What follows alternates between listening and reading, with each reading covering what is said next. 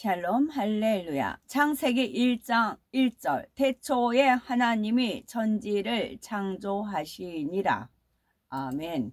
창세기 강의 11번째 영의 분리입니다. 성자 하나님의 명칭에 대해서 말씀드렸지요. 또한 성부 하나님의 명칭 중 성신과 성령의 차이도 말씀드렸습니다. 그리고 성령 강림에 대해서 구약에 예언된 말씀들도 살펴보았죠. 그 중에서 에스겔 36장 26에서 27절에는 장차 믿는 사람들의 마음에 오실 성령께서 어떤 사역을 이룰 것인지도 잘 나옵니다. 먼저는 너희 육신에서 굳은 마음을 제하고 부드러운 마음을 줄 것이며 했고, 너희로 내 율례를 행하게 하리니 너희가 내 규례를 지켜 행할지라 했습니다. 굳은 마음을 제하고 부드러운 마음을 주신다는 것은 마음의 개간을 도와주신다는 의미이지요. 이와 함께 하나님의 자녀들이 하나님의 율례를 행하도록 돕는 일은 성령의 가장 주된 역할입니다. 성자 하나님께서는 근본의 하나님으로부터 분리될 때부터 구세주의 사명을 받으셨지요. 이처럼 성령 하나님은 근본에서 분리될 때부터 돕는 영으로서의 사명을 받으셨습니다. 바로 예수 그리스도를 믿음으로 하나님의 자녀가 된 사람들을 돕기 위해 근본 하나님으로부터 분리되신 것이지요. 먼저 성령님의 근본의 사명인 돕는 영으로서의 역할을 강조하는 명칭이 있지요. 그것은 바로 보혜사입니다. 보혜사란 지킬 보자, 은혜 해자, 스승사로서 성도를 보호하고 돕는 분이라는 뜻이지요. 우리 예수님께서도 이 땅에 계실 때 보혜사의 역할을 하셨습니다. 그래서 요한복음 14장 16절에 내가 아버지께 구하겠으니 그가 또 다른 보혜사를 너희에게 주사 영원토록 너희와 함께 있게 하시리니 라고 말씀하셨지요. 곧 성령을 보내주실 것을 말씀하시면서 또 다른 보혜사라고 하셨습니다. 이미 예수님 자신도 보혜사의 역할을 하고 계셨기 때문이지요. 요한복음 14장 26절에 보혜사 곧 아버지께서 내 이름으로 보내실 성령 그가 너희에게 모든 것을 가르치시고 내가 너희에게 말한 모든 것을 생각나게 하시리라 말씀하셨습니다. 이는 성령께서 보혜사로 오셔서 어떤 역사를 이룰지를 알려주신 말씀이지요. 성령께서는 모든 것을 가르쳐 주시고 예수님께서 말씀하신 모든 것을 생각나게 해 주신다 했습니다. 예수님께서 말씀하신 모든 것은 진리이지요. 이처럼 성령께서는 우리를 오직 진리로 가르치시고 진리로 인도하십니다. 요한일서 5장 7절에 성령은 진리니라 했듯이 성령의 속성 자체가 진리이기 때문입니다. 이러한 성령의 속성을 강조한 명칭이 있는데 바로 요한복음 14장 17절에 나오는 진리의 영입니다. 저는 진리의 영이라 세상은 능히 저를 받지 못하나니 이는 저를 보지도 못하고 알지도 못함이라. 그러나 너희는 저를 아나니 저는 너희와 함께 거하시며 또 저희 속에 계시겠습니다 하셨습니다. 요한복음 14장 14대 있고 요셉이 17세에 팔려가고 그런 뜻이 있고요. 저도 17세에 주 예수님을 영접을 하였습니다. 성령 하나님은 말씀 자체인 근본의 하나님으로부터 분리되셨던 것이지요. 근본 하나님과 동일한 마음, 생각, 지혜, 권능 등을 가지고 분리되셨다 했습니다. 이러한 성령 하나님의 분체인 성령도 마찬가지입니다. 진리의 영인 성령을 세상 사람들은 볼 수도 알 수도 받을 수도 없지요. 그러나 예수 그리스도를 믿고 죄사함을 받은 하나님의 자녀들은 성령을 압니다. 성령이 마음 안에 친히 오셔서 함께 하시기 때문이지요. 그러면 진리의 영이신 성령께서 보혜사로서 구체적으로 어떻게 역사하시는 걸까요? 첫째는 성령은 하나님의 자녀들이 아버지 하나님의 사랑을 확신할 수 있도록 해 주십니다. 로마서 5장 5절에 우리에게 주신 성령으로 말미암아 하나님의 사랑이 우리 마음에 부은 바 되미니 했습니다. 아무리 하나님의 사랑을 부어줘도 밑바닥에 갈라지고 깨졌으면 소용이 없어요. 그리고 아무리 사랑에 하나님을 부어준다 해도 내 마음그릇이 종쟁이 그릇 같으면 부어지면 넘쳐서 할 수가 없어요. 내 마음그릇을 넓고 깊고 깨끗하고 정결하게 크게 가졌을 때 하나님의 사랑을 마음껏 부어줄 수가 있고 또 흘러서 넘쳐서 또 다른 주변을 또 촉촉하게 적실 수 있고 채워줄 수 있고 그러는 겁니다. 이처럼 성령께서는 하나님의 자녀들이 늘 그리고 쏟아버리면 안 되고요. 깨트려 버려도 안 되고요. 오염시켜도 안 되고 거기에 이물질 넣어도 안 되고요. 늘 하나님의 사랑을 깨닫게 해 주십니다. 아버지 하나님과 자녀들이 사랑의 끈으로 단단히 연결되게 해 주시지요. 그런데 하나님의 자녀들이 아버지 하나님의 사랑을 온전히 깨닫기까지는 성령께서 참으로 많이 애쓰신다는 사실입니다. 로마서 8장 26에 27절에 그 미운 오리 새끼에서 가시나무인가요? 가시떨기로 그 오빠들 옷을 짤 때 그 미운 오리 새끼 먼저 아니다 그거 아니다. 그 백조로 변한 그 오빠들 있잖아요. 백조의 왕자 그 여자 공주가 오빠들 옷을 짤 때 절대 말을 안 하잖아요. 말을 하면 그게 말이 가시가 돼서 오빠들이 이제 사람이 될 수가 없다. 그런 내용도 있잖아요. 그 말로 쏟아버리면 안 된다고요. 오빠들을 사랑하는 마음이 있어서 그 온갖 것을 다 겪으면서도 말을 안 하고 참고 있잖아요. 옷을 다 지을 때까지. 이거는 것도 하나하나 다 아버지 하나님의 그런 비밀들이 이렇게 뿌려 놓으신 거예요. 그 뿌려 놓으신 거를 이제 그 전에 10월 31일 날 저한테 다 그 동화책을 알려주셨고 이제 그것을 주섬주섬 저는 알고 있지만 이제 공유를 하는 거죠.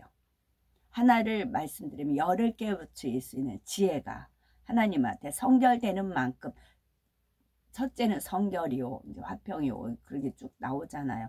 이제 하늘의 지혜를 받았기 때문에 자기 걸로 구슬로 이제 깨서 구슬이 섬하려도 껴야 보배라는 말이 있잖아요. 그리고 이제 구슬을 꼈으면 내 목에 딱 걸었을 때 마금 장치를 해야 돼요. 안 그러면 주로 풀어집니다. 그게 입이라고 있어요. 말 조심. 로마서 8장 26에서 27절 이와 같이 성령도 우리 연약함을 도우시나니 우리가 마땅히 빌 바를 알지 못하나 오직 성령이 말할 수 없는 탄식으로 우리를 위하여 친히 간구하시느니라. 마음을 감찰하시는 이가 성령의 생각을 아시나니 이는 성령이 하나님의 뜻대로 성도를 위하여 간구하심이니라 했습니다. 하나님의 뜻. 성령께서는 예수님의 핏값으로 산 하나님의 자녀들을 너무나 소중하게 여기십니다. 그래서 한 영혼이라도 잃지 않기 위해 얼마나 애지중지 돌보시는지요. 혹여 꺼져가는 심지어와 같은 영혼이 있다면 다시 살아날 수 있도록 항상 아버지 앞에 간구하십니다. 오히려 그 당사자보다도 더한 탄식과 안타까운 심정으로 아버지의 용서와 긍휼과 자비를 구하시지요. 또한 죄에서 돌이킬 힘이 없는 영혼에게는 성령께서 회개의 영을 부어주십니다. 아버지께서 예수 그리스도를 통해 얼마나 큰 사랑을 주셨는지 다시금 깊이 깨닫게 해주시지요. 그 사랑을 기억하여 죄에서 돌이킬 수 있도록 도와주시는 것입니다. 성령께서는 인생들의 연약함을 잘 아십니다. 그래서 성령의 감동으로 그 연약한 마음을 붙들어 주시는 것이지요. 이처럼 사람의 마음에 감동을 주어 회개시키고 아버지 하나님을 사랑하는 마음으로 변화시키는 역사가 성령의 근본 사명입니다. 가장 중요하면서도 큰 사명이지요. 이러한 사명 까닭에 성령님께서는 근본의 하나님으로부터 분리되실 때 신성보다는 인성이 더 부각되게 됐습니다. 인생들의 마음을 더 잘 이해하고 인생들의 입장에서 도와주기 위해서이지요. 성령께서는 공평과 공의적인 면모도 있으시지만 많은 긍휼과 자비, 관용과 덕과 사랑으로서 인생들의 마음을 어루만져 주십니다. 이러한 성령의 역사로 하나님의 자녀들은 하나님의 사랑을 마음 깊이 느끼고 깨닫지요. 그래서 하나님을 마음으로 더 사랑하게 되면 자연히 더 힘써 하나님의 말씀대로 살게 됩니다. 바로 이것이 우리 안에서 역사하시는 성령의 첫 번째 역할입니다. 두 번째로 성령은 하나님의 자녀들에게 음성을 들려주시고 마음을 주관하셔서 진리 가운데로 인도하시지요. 요한복음 16장 13절에 예수님께서 말씀하시길 진리의 성령이 오시면 그가 너희를 모든 진리 가운데로 인도하시리니 하셨습니다. 그러면 성령의 음성은 어떻게 들릴까요?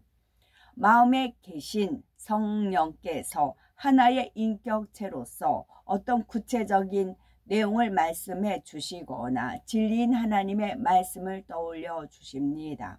이것이 우리 마음에 들리지요. 예를 들어서 어떤 상황에서 성령께서 도 달라면 주라, 원수도 사랑하라, 섬기는 자가 큰 자다라는 등등 하나님의 말씀을 떠올려 주십니다.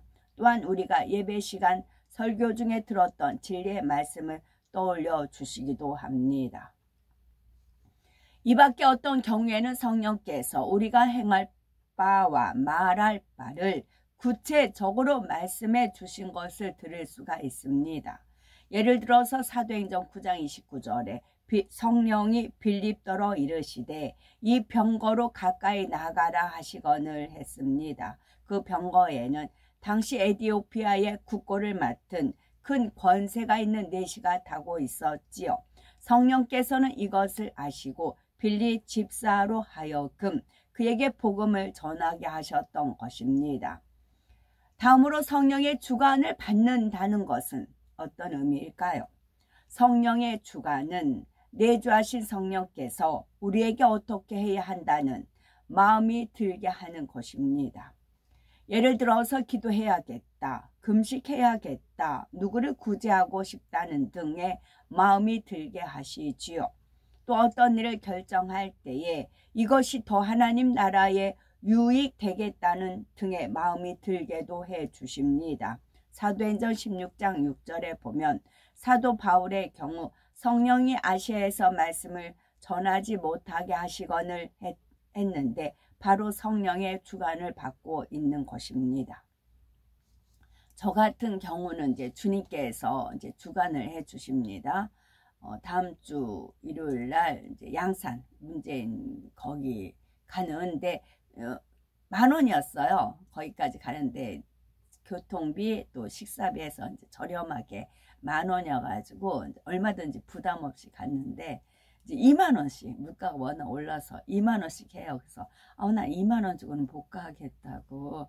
저는 그래요. 저는 나 20,000원 주고는 못 가겠다. 10,000원이면 몰라도 20,000원은 버겁다. 저는 그런 생각을 품었습니다. 그러면 이제 저는 그런 생각을 품었어요. 그럼 주관은 누가 하세요? 주님께서 하세요. 주님은 어떻게 이제 역사를 하셨냐면 20,000원 이제 제 형편상 20,000원이 이제 과한 걸 알아요. 그렇게 이제 프로그램 짜신 겁니다. 그래야 이제 어려운 사람과 같이 마음이 동하니까요. 그러면 주님께서 다 드리다. 그 하늘에 펼쳐진 장사진을 찍을 것이고 아름답게 물들인 금수강산이라고 하잖아요. 그 산천을 볼 것이고 그렇게 이제 희망에 부풀게 해주세요. 그럼 가야죠. 왜냐하면 돈을 떠나서 저는 이제 돈에 집착을 한 거였어요. 내 형평상, 내 지갑이 사정상 2만 원은 너무 과해. 전 안 가. 이제 저는 그랬어요. 근데 주님은 돈의 가치보다 더 나은 거를 저한테 이제 마음에 품게 해주시죠. 넓게 하늘에 펼쳐질 거, 또 이제 그 아름답게 물들 그 자연을 한 3시간이나 이제 그 정도 가잖아요. 그걸 볼 거. 하나님의 그 역사 파노라마를 볼 것을 예견해 주시는 겁니다. 그럼 가야죠. 그럼 이제 사진 찍어야죠. 그렇게 저는 주관을 받는다는 겁니다. 내 입장과 하나님의 입장을 이렇게 이제 그렇게 비교를 하면 이게 빨리 순종이 돼요. 근데 내 고집을 하면은 뒤에 것을 그러니까 이게 실시간도 그렇잖아요. 이게 타임이 틀리잖아요. 이게 전달을 여기서 빨리 전달하지만 전달 받는 게 약간 뜸해요. 뭐 시간이 간격이 되는 게 있더라고요. 저 같은 경우도 이렇게 실시간 하다 보면 마찬가지예요. 그래서 기도하고 빠딱 일어나지 말라고 그러잖아요. 가만히 있어야 이제 음성이 들린다 그런 표현을 쓰잖아요. 저 같은 경우도 그래요. 저는 이게 이제 몸에 밴 삶이기 때문에 내 생각이 있으면 가만히 기다리고 있으면 그 뒤에 주님이 답이 오는 겁니다. 내가 딱 생각하고 곧바로 주어진 것이 아니고 그건 원수마귀 사단이에요. 곧바로 말하자마자 막 테카테카테카 나가는 거 있죠. 그건 주로 원수마귀 사단 루시퍼가 끼어드니까 자꾸 끼어들거든요. 말을 체간다고 해야 되나? 그런 식으로 하니까. 근데 저는 이제 그래서 나는 못 가겠어요. 이제 그랬죠. 그랬더니 주님이 이제 이렇게 알려주시더라고요. 그럼 가야죠. 저 같은 경우는 그렇게 주관을 받습니다. 그러면 성령의 인도를 받는다는 것은 무엇일까요? 성령의 음성으로 들은 것이나 성령의 주관 받은 것을 우리 편에서 순종해 나갈 때 그것이 바로 성령의 인도를 받는 것입니다. 예를 들어서 응답받고 싶은 소원이 있을 때 얼마 동안을 작정해서 기도해야겠다는 마음이 강하게 들었다고 합시다.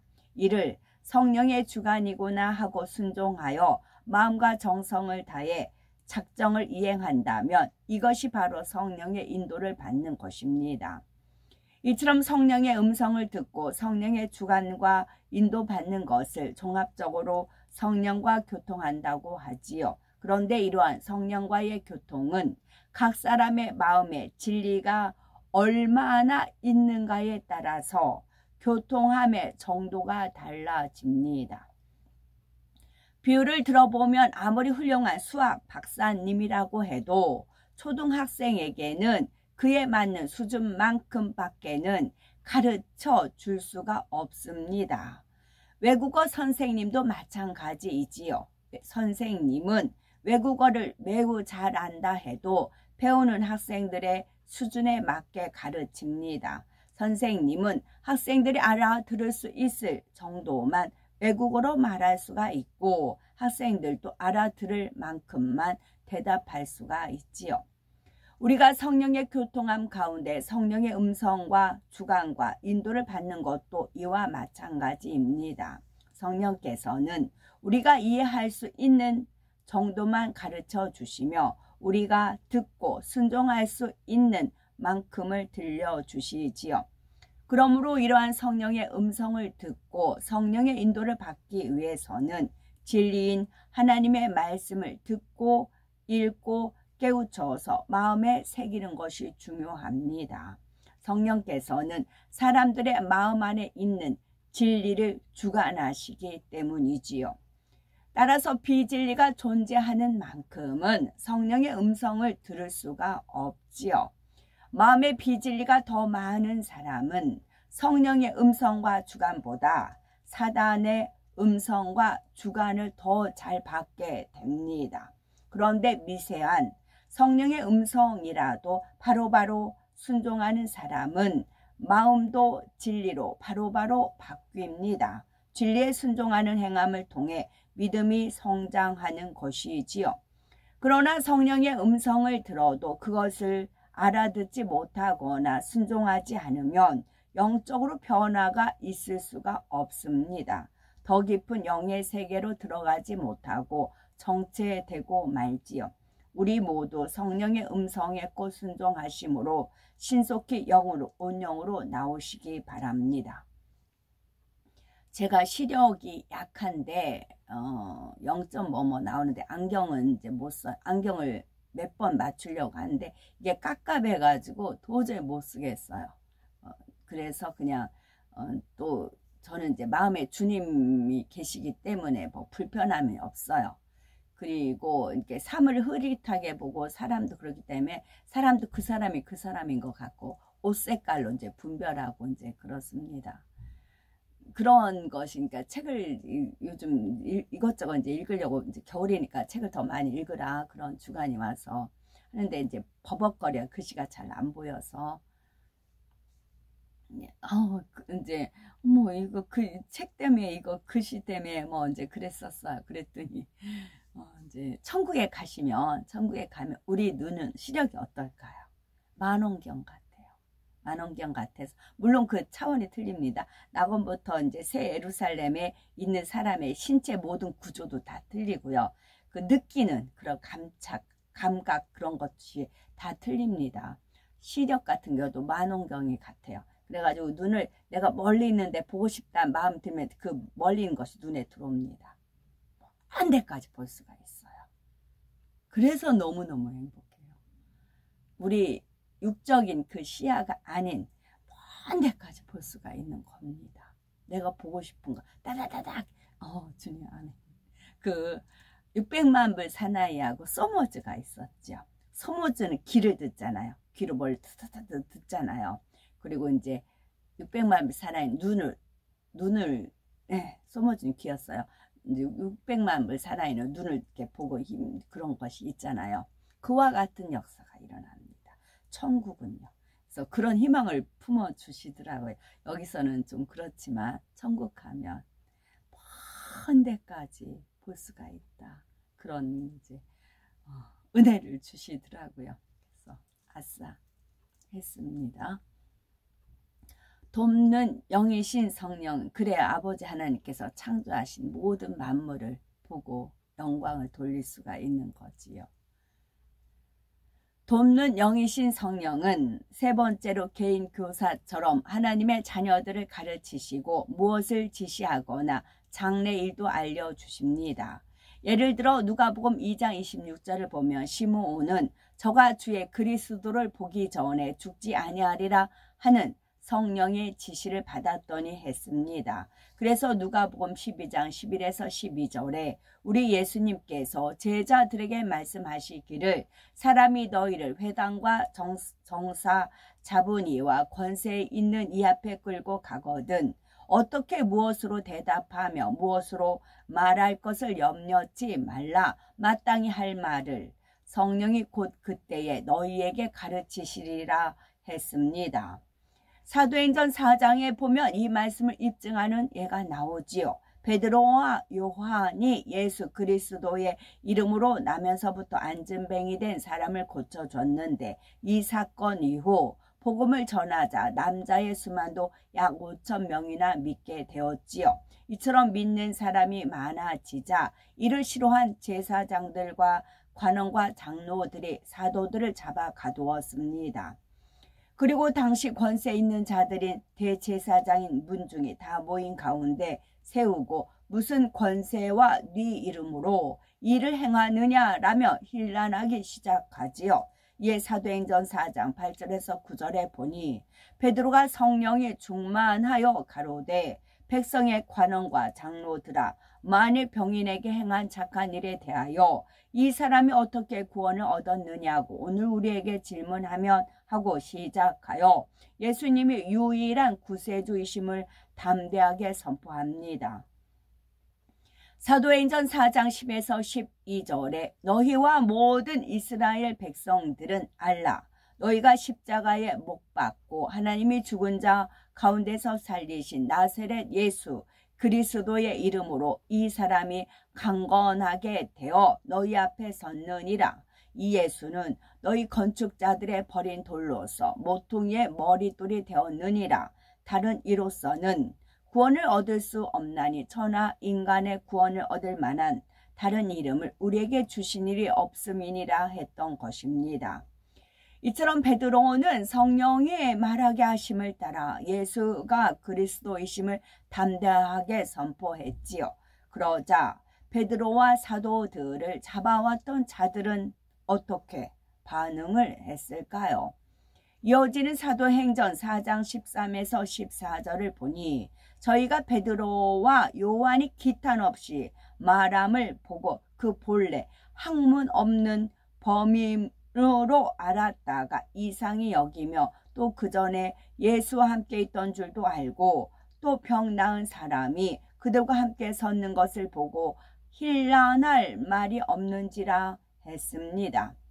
이처럼 성령의 능력을 힘입으면 육적으로 아무리 위협적인 상황에 처해도 담대하게 복음을 전할 수가 있습니다.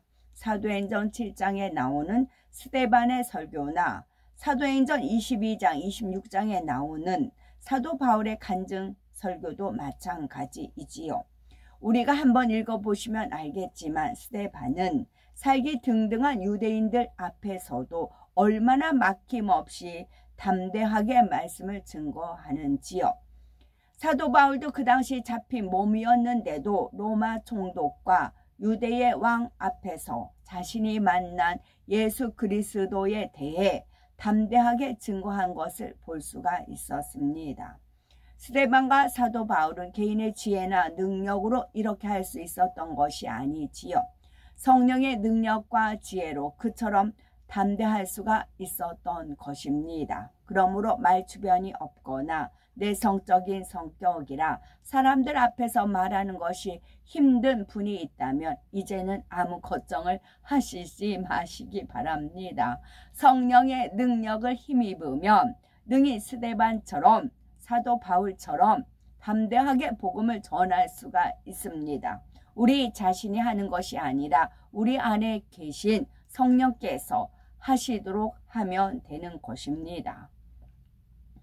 성령께서는 장래일도 알려주실 수가 있습니다. 요한복음 16장 13절에 그러하나 진리의 성령이 오시면 그가 너희를 모든 진리 가운데로 인도하시리니 그가 자유로 말하지 않고 오직 듣는 것을 말하시며 장래일을 너희에게 알리시리라 했습니다. 장래일을 미리 아시는 분은 오직 아버지 하나님뿐이시지요. 그리고 아버지 하나님께서는 때에 따라서 마음이 깨끗한 자녀들에게 장래일을 알려주기도 하십니다. 아모스 3장 7절에 주 여호와께서는 자기의 비밀을 그종 선지자들에게 보이지 아니하시고는 결코 행하심이 없으시리라 했습니다. 우리 성령님도 아버지 하나님과 마음이 하나이심으로 장래에 될 일을 미리 아시지요. 따라서 성령과 밝히 교통하는 사람들은 장래 일을 알 수가 있습니다. 넷째로 성령은 돕는 영이로서 각 사람의 그릇에 맞게 은사와 권능을 주십니다. 먼저 은사란 값없이 주시는 은혜의 선물로서 고린도전서 12장 8절에서 10절에 보면 성령의 9가지 은사가 나오지요. 지혜의 말씀의 은사, 지식의 말씀의 은사, 믿음의 은사, 병 고치는 은사, 그리고 능력 행함과 애언함과 영들 분별함, 각종 방언 말함과 방언 통역함이 그것입니다. 이러한 은사들은 하나님의 선물이므로 구하는 사람이 합당한 마음 그릇을 준비하면 일시적으로 또는 지속적으로 주어집니다. 그런데 권능은 좀 다른 차원이지요. 사도행전 1장 8절에 보면 오직 성령이 너에게 임하시면 너희가 권능을 받고 예루살렘과 온 유대와 사마리아와 땅끝까지 이르러 내 증인이 되리라 했습니다. 그런데 권능은 예리한 칼과 같아서 선하게 사용할 수 있는 사람에게만 허락해 주십니다. 권능을 받으면 죽은 것을 살릴 수도 있고 천기를 움직일 수도 있지요. 영적으로 어마어마한 권세와 능력이 함께 따릅니다. 이러한 권능은 오직 하나님의 뜻대로만 사용되어야 합니다. 만일 조금이라도 사심으로 사용된다면 이 세상은 매우 혼란스러워질 것입니다. 그러므로 권능은 하나님의 뜻에 온전히 순종하는 사람에게만 주어지지요. 또한 선한 마음으로 아무리 순종 잘하는 사람이라도 그냥 주어지는 것이 아닙니다. 불같은 기도를 무수히 쌓았을 때 주어지지요.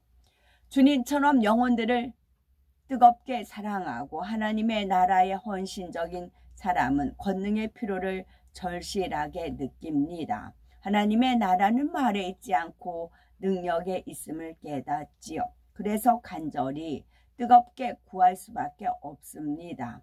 이러한 사랑의 기도, 믿음의 기도가 공의가 정한 선까지 채워지게 되면 성령께서 비로소 권능을 허락해 주시지요. 이렇게 한번 주어진 권능은 영구적입니다. 그 마음이 변개하지 않는 영의 사람에게만 권능이 주어지기 때문이지요. 이제 성령을 일컫는 명칭 중 마지막은 바로 갈라디아서 4장 6절에 나오는 아들의 영, 주 예수 그리스도의 영입니다. 너희가 아들인 고로 하나님이 그 아들의 영을 우리 마음 가운데 보내사 아바 아버지라 부르게 하셨느니라 했습니다. 아들의 영은 곧 성령 하나님을 가리키지요. 성령 하나님도 성자 하나님처럼 근본의 하나님으로부터 분리되었습니다. 이 최초의 영이 분리 이후 근본의 하나님은 아버지 하나님이 되셨고 성자 하나님과 성령 하나님이셨죠. 성령 하나님의 가장 근본적인 주기는 아버지 하나님의 갈라디아 4장입니다. 그런데 성령은 요한복음 1장 12절에 영접하는 자 곧 그 이름을 믿는 자들에게는 하나님의 자녀가 되는 권세를 주셨느니라 하셨습니다. 이처럼 하나님의 자녀가 되면 하나님을 아버지라 부를 수 있습니다. 그런데 사실 하나님을 온전히 아바 아버지라 부를 수 있기 위해서는 온영을 이루어 참 자녀가 되어야지요. 온영을 이룬 참 자녀들은 당당하게 하나님을 아버지라 부를 수가 있고 친근하게 아바 아버지라 부를 수가 있습니다. 이처럼 우리가 온영을 이루어 참 아들 딸이 되기까지 성령께서 우리를 진리로 양육해 주십니다. 아버지 하나님의 마음을 깨우치고 이해하며 닮아갈 수 있도록 도와주시지요. 바로 이처럼 하나님의 자녀들을 참 아들로 양육하시는 성령의 사역에 초점을 둔 것입니다. 근본에 하나님께서 삼위일체 하나님으로 분리하신 부분입니다. 우리는 삼위일체 하나님의 각각의 사명과 역할을 잘 알게 되셨을 것입니다. 삼위일체 하나님께서는 태초 이전부터 지금까지 쉼없이 얼마나 성실하게 많은 일을 하시는지요. 성실이 이제 착실하다 그런 것도 있지만 거룩할 성, 열매, 거룩한 열매를 얻기 위해서 그런 뜻도 계시답니다. 다윗은 시편 36편 5절에 하나님의 성실하심이 공중에 사무쳤다고 찬송한 것을 볼 수가 있습니다. 정말 공중에 사무쳤어요. 시편 121편 4절에 이스라엘을 지키시는 자는 졸지도 아니하고 주무시지도 아니하시리로다 했습니다. 삼위일체 하나님께서는 참으로 오랜 세월 변함없는 성실함으로 각각의 사명과 역할을 감당해 오셨지요. 오직 참 사랑을 주고받을 수 있는 참 자녀를 얻기 위한 일념으로 그리하셨지요. 그러므로 우리도 마음의 할례를 변함없이 성실하게 해주시기 바라고 그래서 아버지 하나님의 기쁨이 되는 참 자녀로 나오시기를 바랍니다. 1979년 9월 3일 강원 철남 놓지 말아 주소서. 작사는 허복랑 선교사님, 정리는 이성권님, 찬송가는 이 324장에 맞춘 개사입니다. 1절. 죽었는 줄 알았는데 아직 육성 살아있고, 받았는 줄 알았는데 열매 없는 쭉정 아닌가. 내 심령에 몰아치는 걱정 파도 근심 물결, 주여 명령 내리시사 잔잔하게 하여 주소서. 2절. 남은 나를 천사같이 바라보며 인정하나 나를 보는 주의 눈은 공의 사랑 어떤 눈일까. 은혜 충만한 것 같아 날고 뛰며 살았는데 알고 보니 남은 것은 진정 회개할 것뿐이라. 3절. 주님 서실 그 자리에 너는 비켜 내려 앉고 영광 받을 그 위치에 너의 모습 숨어 버려라. 너의 모습 숨어 버려라. 분별 없이 뛰는 무리 이제 그만 자중하고 성령 감동 주심대로 성실하게 충성하여라. 4절. 파도 치는 내 마음을 주여 잡아 주옵시고 흔들리는 내 생각을 성령으로 지켜 주소서. 영육혼을 주 뜻대로 주장하여 주옵시고 주님 얼굴 뵐 때까지 다시 놓지 말아 주소서. 아멘. 샬롬.